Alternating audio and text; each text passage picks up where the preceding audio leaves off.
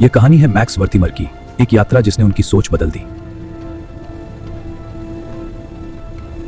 एक दिन max वर्थिमर train में सफर कर रहे थे, तभी अचानक जब उन्होंने बाहर देखा तो पेड़ और खंभे पीछे भागते हुए लग रहे थे। लेकिन सच्चाई तो ये थी कि सब पेड़ स्थिर थे। फिर उन्होंने सोचा कि फिर दिमाग उन्हें ऐसे क्यों दिखा रहा है जैसे वे चल रहे हैं। यही सवाल उनके मन में बिजली की तरह कौंधा। उन्होंने तुरंत ट्रेन छोड़ी और अपने शोध की शुरुआत की। मुझे यह स्ट्रोबोस्कोप चाहिए। हाँ, ये एक बढ़िया उपकरण है। ठीक है, मैं इसे खरीदता हूं। उन्होंने एक स्ट्रोबोस्कोप खरीदा। 2 रोशनियां एक के बाद एक चल रही थी।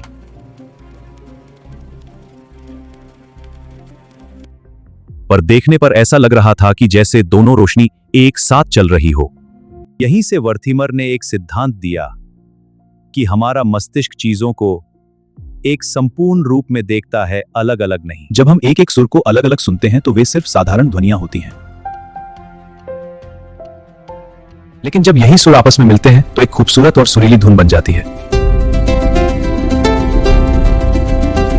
हमारा मस्तिष्क सुरों को अलग अलग नहीं बल्कि पूरी धुन को एक साथ महसूस करता है। जब आप किसी कार को देखते हैं तो सबसे पहले आपको पूरी कार दिखाई देती है। उसके बाद आपका ध्यान उसके अलग अलग हिस्सों पर जाता है,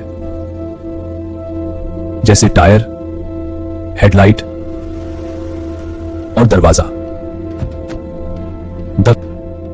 यही गेस्टाल्ट सिद्धांत है। हम पहले संपूर्ण को देखते हैं, फिर उसके भागों को। हमारा दिमाग चीजों को टुकड़ों में नहीं बल्कि एक साथ एज अ होल देखता है। यह कहानी हमें सिखाती है कि समस्या को टुकड़ों में देखने के बजाय अगर हम होल पिक्चर देखें तो समाधान अपने आप सामने आ जाता है।